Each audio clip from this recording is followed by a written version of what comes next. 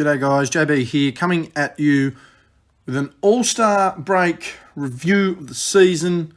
Having a look over my predictions at the start of the season, compare them to now, how I saw the league at the start of the season, how I see the league now, and just sort of having a look over a few different things around the league as well. So let's get into it. We'll start with the conference seedings, where they currently stand and where I thought they would sit by the end of the year, so we can see where they're tracking at the moment. We'll start with the Eastern Conference. 1 through 8 at the moment, we have Philadelphia, Brooklyn, Milwaukee, Boston, New York, Miami, Charlotte, and Toronto. Starting at Philadelphia, the number one team in the East, I had them predicted to finish 6th, so they're certainly outperforming my current expectations. Brooklyn, sitting in 2nd, I had them at 1st. Milwaukee, sitting in 3rd, I had them at 2nd. I still think there's time for either of those teams to start making a move. Milwaukee probably won't go much further. Realistically, Brooklyn still have KD to come back in. They have just signed Blake Griffin at the time of recording, so it'll be interesting to see what he adds to the team. Not expecting much out of him unless he has pretty much been playing possum there in Detroit. Saw a statistic there that of all the players this year to have had 150 shot attempts, I believe it is. I think he's the only player to not have a dunk. So that's quite interesting to see. Blake Griffin, that is. But yeah, Brooklyn still to get Kevin Durant back. He's expected back after the return of the All-Star game. Milwaukee started to find their mojo. They were struggling early, but now sitting in top 3 seed. They're going to want to push through to the top as well. Boston predicted them to finish 4th. They are currently sitting 4th. But the real backlog of teams between 4th and 10th at the moment, a couple of games or certainly a week of basketball can certainly change their seedings. New York at 5th certainly have lifted expectations and certainly gone well above and beyond what we expected them to do. Had them at 13th to start the season. Again, currently sitting in 5th. Julius Randle, a big factor there and a reason I have him sitting at 3rd in my MVP race. Miami, I predicted them to be 3rd. They've only started to really hit their straps at the moment. Again, they're currently sitting 6th. Charlotte, they've started to make a bit of a move there. Certainly improved to where we thought they would be, or where I thought they'd be. Thought they'd be finishing around that 11th mark, but currently sitting 7th. And Toronto, who I expected to be around that 4th, 5th spot, they're currently sitting in 8th. Relying on the likes of Norman Powell at the moment, who in my opinion, has been their number one scorer, which does leave a lot to be desired, considering Fred VanVleet and Pascal Siakam on big contracts, and a lot of talk at the moment of Kyle Lowry leaving very, very shortly, potentially going to Philadelphia or the Clippers or somewhere like that. As we look across the bottom 7 of the Eastern Conference, Chicago in 9th, they had them predicted at 12th. A good start to the season by Zach LaVine. February proved to be the 31st highest scoring season by a Bull in Chicago history. First 30 belonged to Michael Jordan. Indiana had them at 7th. They're currently sitting at 10th. Domantas Sabonis having a big season there, the all-star for the Pacers. It'll be interesting to see just how they can perform moving forward once they get a full consistent side, as well as someone like Caris LeVert, who hasn't taken the floor yet and is expected to be back sooner rather than later. Atlanta, I did predict them to make a move and to be finishing 8th. However, they're currently sitting in 11th, not where I really wanted them to be. However, they still have some teething issues, have the potential to lose John Collins in the offseason, which I think would be a bad thing for them. Predicted Washington to be 10th. They're currently sitting at 12th. Cleveland, I predicted in the very bottom half, certainly right down the bottom. They're currently 12th. Colin Sexton having a nice year personally. Orlando had them just missing the playoffs. However, they're a long way out of the playoff spot despite the solid start they had to the year. And Detroit doing Detroit, predicted them to be bottom 2. They are currently last in the East, predicted to be 14th. Over in the Western Conference, a few different shake-ups here. 7 of my top 8 are, in the top 8. I have one outside of it, a couple of movers and shakers, but my bottom 5 are my bottom 5, so not a bad reading in the West. However, some seedings have taken me by surprise, and obviously Utah at number 1 is a big one. I predicted them to finish the season 5th and sort of being a benchmark or a barometer team in the West. Well, they're certainly doing that in other spades as well. Phoenix only expected them to sit 8th, while I did expect them to jump into the playoffs. I did not expect them to head to the All-Star break with the second best record in the West. The Lakers at 3rd, the Clippers at 4th. I expected the Lakers 1 and 2. The Clippers really struggling down the stretch in games, and the Lakers proving that they really do need Anthony Davis to be a bit more successful than they have been. Portland currently sitting 5th. I had them at 6th, so not too far off the mark there. I had Denver at 4th. They're currently sitting at 6th, and they have been trying to regroup.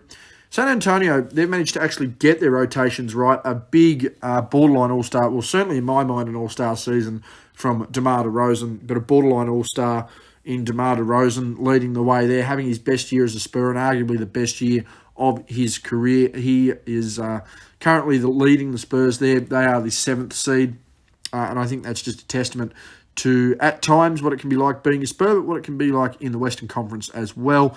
Dallas currently sitting at 8th. They've just scraped into 8th ahead of Golden State and Memphis, who are 9th and 10th respectively. But I did have Dallas as a top 3 team this year. Inconsistencies from Luka Doncic and, again, general inconsistencies from that Dallas lineup not helping. Golden State have lost a couple of games here or there just heading into the All-Star break. Predicted them at 7th. Sitting at 9th there isn't too far off. I think they can make the playoffs, but the play of Steph Curry has shown just how valuable he is to this team. Draymond Green really not doing much, and honestly, the inconsistency he has with his supporting cast, they're a lottery team without Steph, let's be honest. Clay coming in next year will change things as well. Probably more so in the fact that they will have a relief shooter, not necessarily the fact that they will have another star. Coming back from an ACL and an Achilles, that's going to be a massive 2 years there worth of injuries, so it'll be interesting to see. I mean, other than actually breaking a leg, there's probably not two worse injuries that you could have as a basketball player. Memphis sitting at 10th, Ja Morant, after having an extended 4 to 6 weeks out with a sprained ankle, starting to move them up.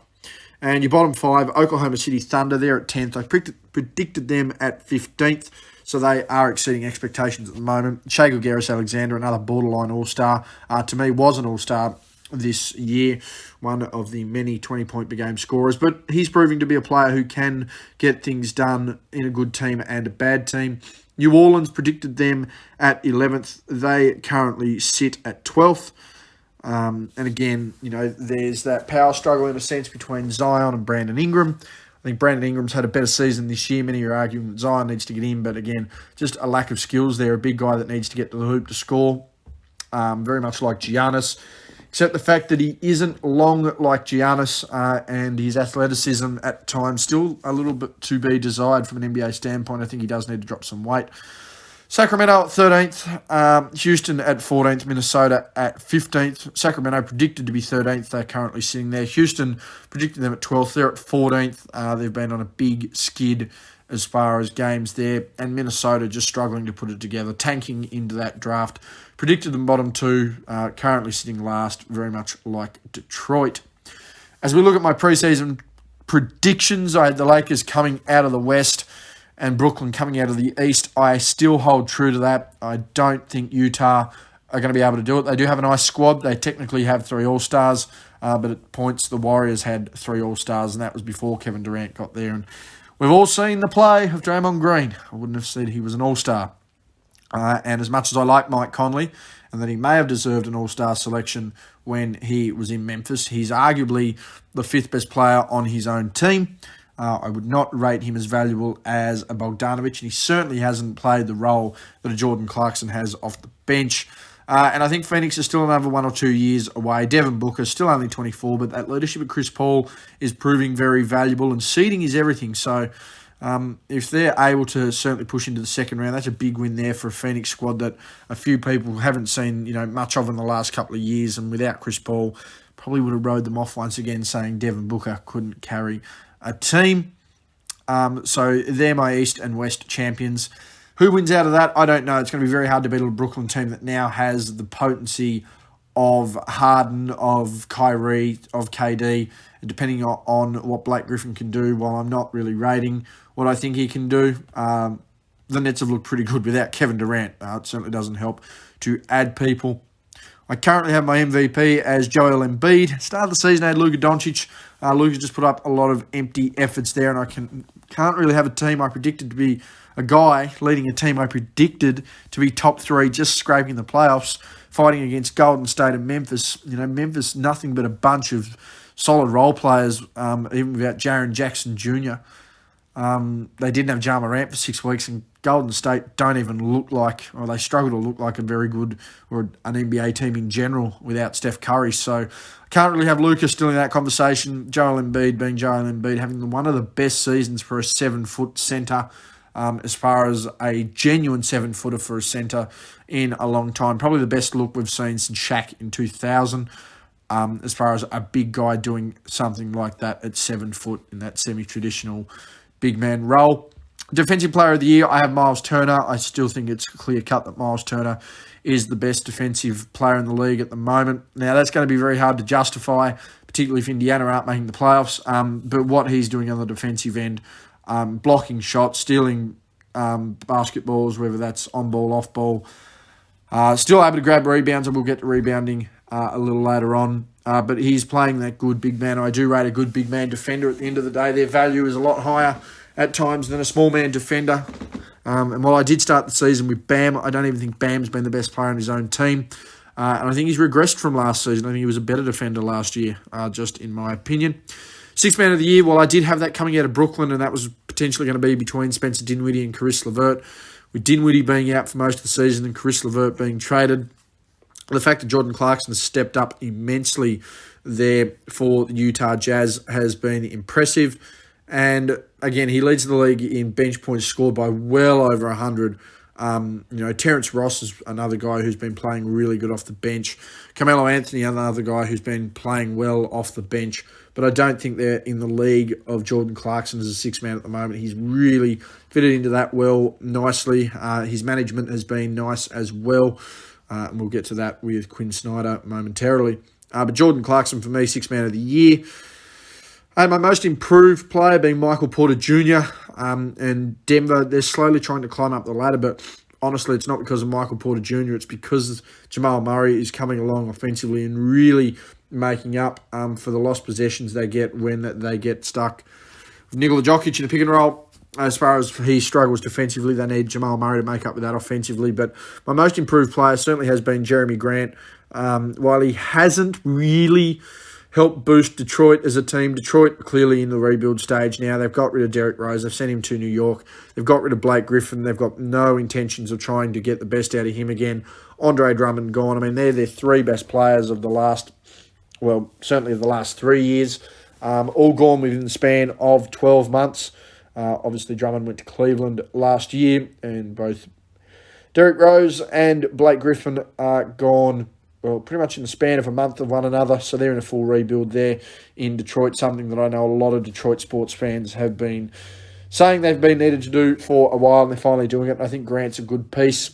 Christian Wood had been leading that for me in Houston, but when he's not on the floor and they're not winning games, while that is a very solid case as to why he is the most improved player, I've got to give it to a guy who's on the floor, because you can't be the best player in the grandstand or in the bleachers. So Jeremy Grant, to me, the most improved player, ahead of how I had predicted Michael Porter Jr.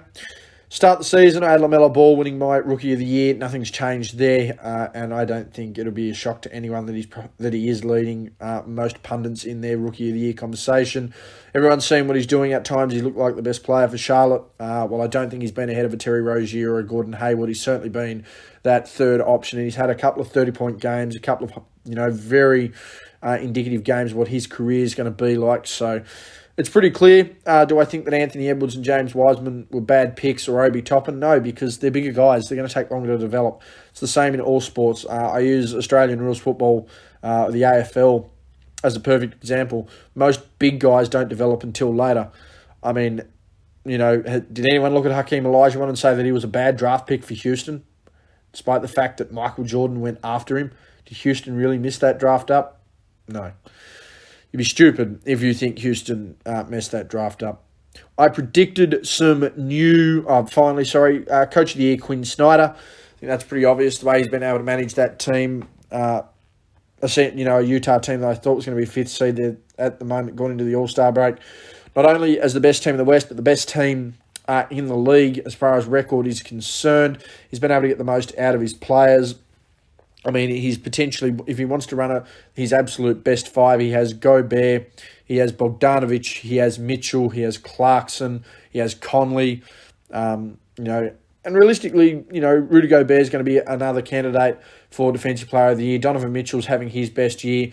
Bogey, a 3-and-D guy. Conley, a 3-and-D guy. Clarkson, 3-and-D guy, but, sixth man of the year. So he's got the pieces around him and he's doing really, really well. Obviously, injuries have been key for Miami, which is why I can't have Coach Eric Spoelstra, who I did have at the start of the season as my Coach of the Year, but Quinn Snyder really doing a good job there. He's got Utah as the best team record-wise in the Western Conference, and that takes a lot of doing there, particularly for a team that was done in the first round last year. I said there'd be some new teams and some disappointments as far as the league is concerned. My new West prediction was that the Phoenix Suns would jump into the 8, and they have. My new team in the East was Atlanta. Atlanta aren't in that at the moment. They're currently 11th.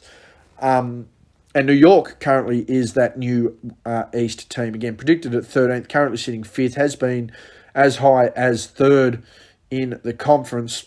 I mean, that's a lot of... that's a big effort by a team, essentially, whose major improvement has been the production in general out of their team. The fact that Julius Randle, in my opinion, has played his way into an All-NBA first-team role, and in my opinion, a top 3 MVP candidate. It's very hard for me to fault a guy who's been the best player on a team winning games. And just while we're on that, many people are asking, how can you sit there and justify that and justify this? Well, my best example is somewhere like Oklahoma City, where Oklahoma City have won 14 games, yet Shai Gilgeous-Alexander has been the best player in at least 10 or 11 of those games. There are some guys on star teams, such as you would say a Brooklyn, where you could argue that Kyrie Irving, James Harden and Kevin Durant, neither of them have been the absolute best player in at least 10 wins for Brooklyn. I'm not saying that means that Shai Gilgeous-Alexander is a better player than Kyrie Irving or a better player than James Harden or a better player than Kevin Durant. But his value, you could argue, has been just as great. I mean, where do Oklahoma City really sit without Shai Gilgeous-Alexander and his turn-up this season? I predicted my West disappointment to be the San Antonio Spurs, and they have shocked me. Dallas at the moment has been the disappointment for me, whether that's through Luke or whether that's through Porzingis, who there are apparently talks of getting rid of. Tim Hardaway Jr., again, just not stepping up. In general, just not much happening in Dallas. If Luka was going to get on this run, if Kristaps was able to step up, if Tim Hardaway Jr. was able to step up, then we wouldn't even be talking about them being a disappointment. But at the moment, they really have been, and just not the team I think many thought they would be. I predicted Atlanta to be the new East again. They're really disappointing at the moment. And my East disappointment, I did predict to be Washington, but in saying that, when I predicted a team to finish 10th, they're currently sitting 11th. They're at my expectations. Orlando really has to be the pick there for me. Started so strong, and while I have had injuries concerns, it has just been a lack of consistency amongst everyone not named Nikola Vucevic that has cost this team. As a team, Orlando have been disappointing. They started the season really, really strong. And while you can't take anything realistically out of the start of a season, we're at the All-Star break now, and Orlando pretty much can kiss their playoff chances goodbye. The NBA is going to do a playing tournament again. They won't feature in that. There's no doubt about it. Their inconsistencies have been the big question. We haven't seen Evan Fournier doing what he was doing. Markelle Fultz, guys like that. Honestly, without Vucevic, this team would be sitting dead last. Not only in the East, but dead last in the league. So, unfortunately for me, Orlando, the big disappointment. And that's pretty much how I see the league at the moment. Again, not much has changed as far as who I think my champions will be. My new West team, my Rookie of the Year. But overall, my MVP, my Defensive Player of the Year, my Sixth Man of the Year, my Most Improved, and my Coach of the Year have changed. That's 5 of 6 big changes there. I still think the East is Brooklyn's to lose. I still think the West is the Lakers to lose. Who wins out of that, I don't know. Anthony Davis will have to be a big factor there. And if Anthony Davis doesn't get to 100% healthy, then maybe Brooklyn can go all the way. We'll see what happens there. Just a few other notes here for the current state of the league, 2020-2021. The big thing for me at the moment is Joel Embiid. Now, many people will be wondering why Joel Embiid is the big thing for me. Here's the process. He's said to trust the process, process, either way, same thing. But Embiid is currently aiming to be the first centre since Kareem Abdul-Jabbar in 1972-73 to average 30 points per game in a season. Just the fourth centre in league history and the fourth player, 7 foot or taller, to ever average 30 points per game in a season. We're looking at something that has legitimately not been done for 49 seasons. We're talking half a century of basketball. To give you an idea, the other 3 7-footers or centres to have done this: Wilt Chamberlain, who did it 7 times, Kareem did it 3 times, and Walt Bellamy did it once. Shaq didn't do it. Hakeem Olajuwon didn't do it. David Robinson didn't do it. Patrick Ewing didn't do it. Alonzo Mourning hasn't done it. Dwight never looked like doing it. Dave Cowens, Bob McAdoo.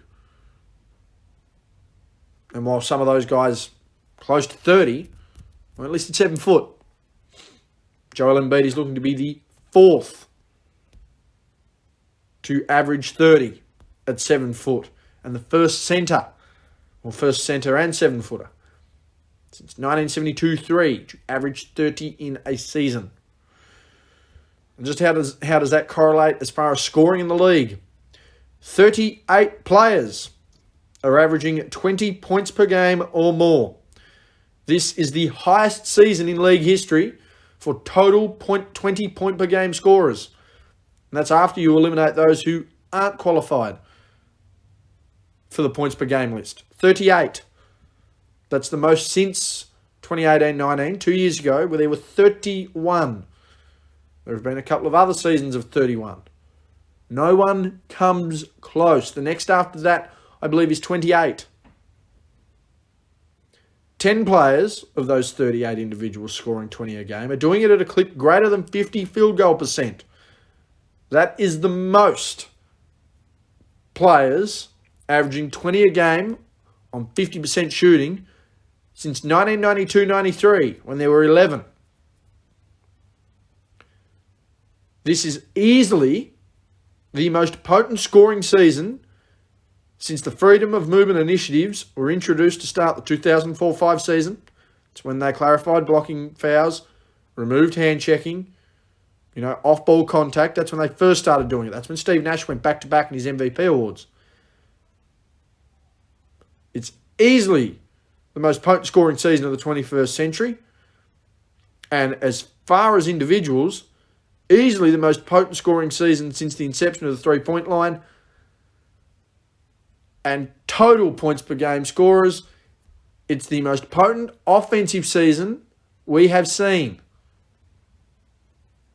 Now, to put some perspective on that, the NBA is currently sitting at an average height of 6'6", or to use last year's numbers, 6'6", 6'3" inches. That's the smallest the league's been since 1979-80. The year Magic and Larry entered the league 40 years ago.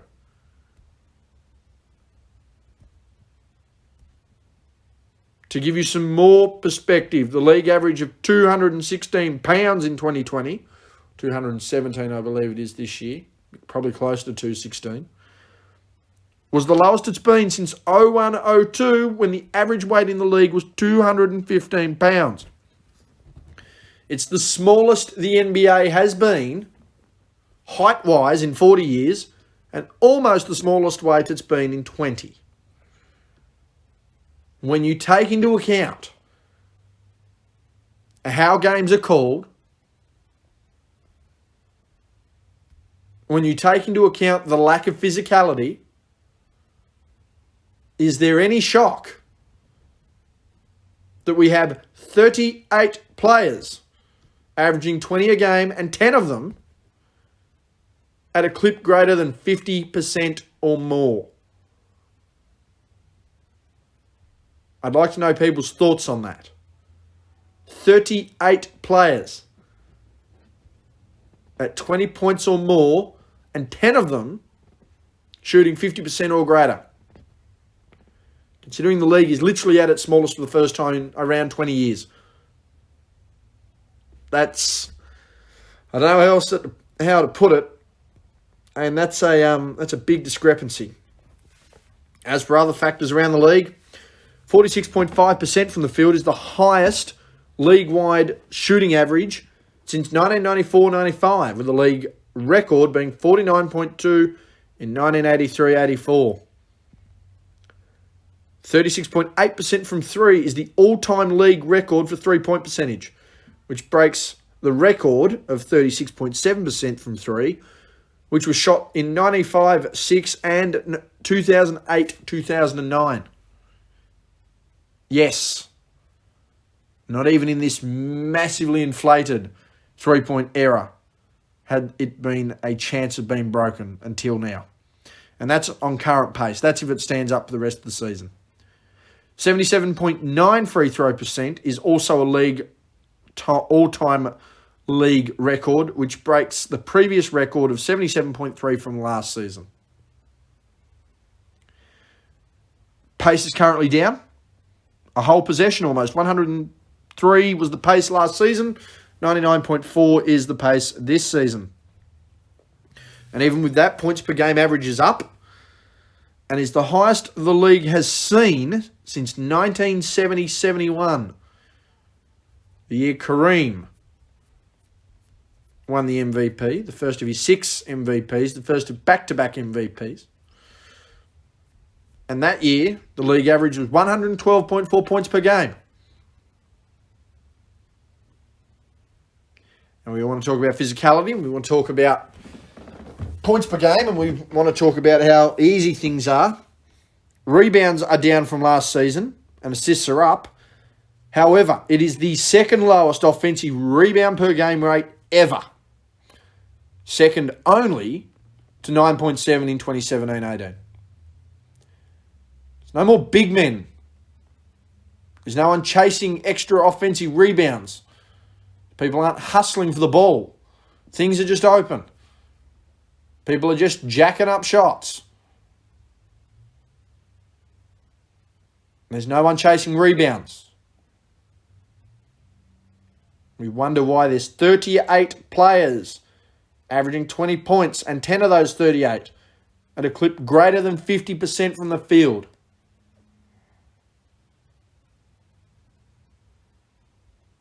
That's alarming.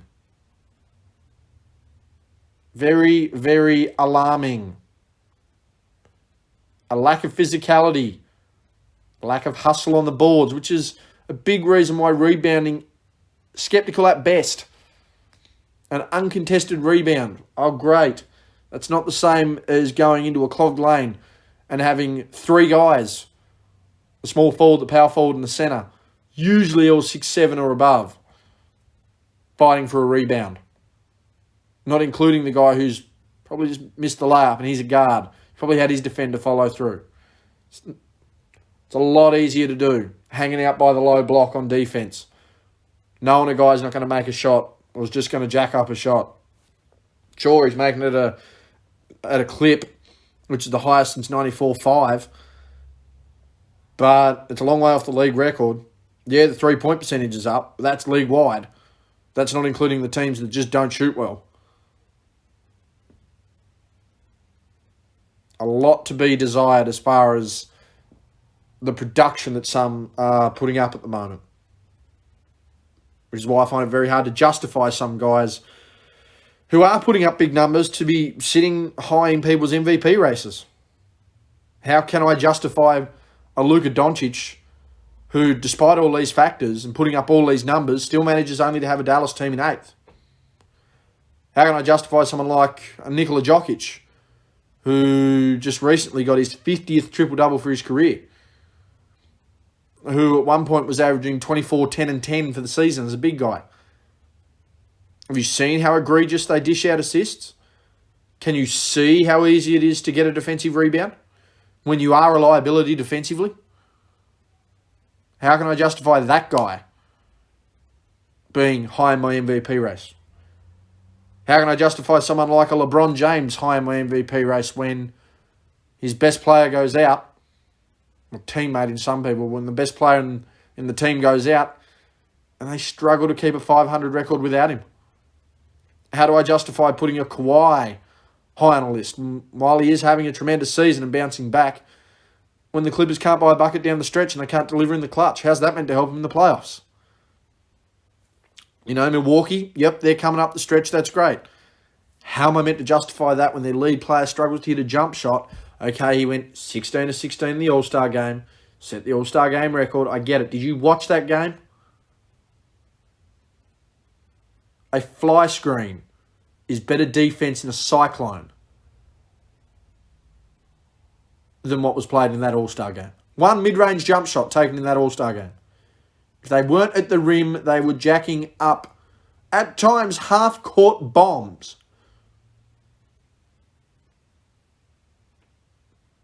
And that's a lot of that at times wasn't any different to what a normal game is, where a player will happily pull up from 27 to 30 feet, just pull in a shot, pull up for a shot. Okay, well, if everyone's around the rim and the rest of the team's running back defensively, what a contest for a rebound. First person to put their hand up, say mine, everyone else leave. How can I justify guys like Giannis, guys like LeBron, guys like Kawhi? And don't get me wrong, I think Kawhi's playing well. I think Kawhi's going to be an all-defensive team selection as well. Same with Paul George. But how can I sit there and justify guys grabbing big rebounds or big rebound numbers when there's no one at the hoop? And I know there's no one at the hoop because it's the second lowest offensive rebound rate, meaning other people aren't contesting the rebounds in league history. That makes no sense. Again, just trying to put a bit of perspective on it again. Shout out to Embiid wanting to be the first 7-footer centre, nearly 50 years to average 30 a game. But can you see why the guy's averaging 30? He's playing in a league where you can jack up shots, where you're not being contested for a rebound, when you're playing against legitimately smaller players. Yeah, he's taking advantage of what he's got. Great. Absolutely. I've got him MVP of the league. No doubt. But let's have some perspective on stuff like this. Let's keep all of that in mind as well. Anyway, guys, that's my wrap. It's halftime in the season, essentially. We've finished the All-Star break. That's how I'm looking at the league at the moment. Nothing's changed. It's Brooklyn and the Lakers. I honestly think it's the Lakers and Brooklyn's to lose. Your MVP's Joel Embiid. He's going to try and do something a 7-footer hasn't done in almost a half-century of basketball. But when you weigh up every other factor, the fact that you've somehow got nearly 40 players scoring at 20 a game, 10 of those 40 scoring at 50%, when you look at the fact that the league is legitimately the smallest it's been in 20 years, and if you want to go height-wise, the smallest it's been in 40 years, should we really be too shocked at what Embiid's doing? Should we be really woke to what Nikola Jokic is doing? Can we finally start to put some understanding on why Giannis does what he does? Can we finally get some understanding of why we can't value an assist anymore? Or why sitting there and quoting a stat line doesn't help you any? Basic things that everyone can look at, and everyone can access, and everyone can do. It's not hard. That's my wrap at the All-Star Game break. Again, JB's NBA on Facebook, Justin_G_Bryan on Twitter. You can find my highlights channel. Despite everything I've just said there, I still managed to put in the footage, upload the footage, all that sort of stuff. You can find over 500 videos on this season at my highlights channel, JB's Highlights and Mixtapes. Again, thank you very much for tuning in. That's how I see the league at the halfway point at the All-Star break of the 2020-21 NBA season. Finally caught up with everything. Hopefully we can continue on and I can try and get a bit more coverage on the regular of how this is all faring as well. So anyway, guys, that's been me. I'm out.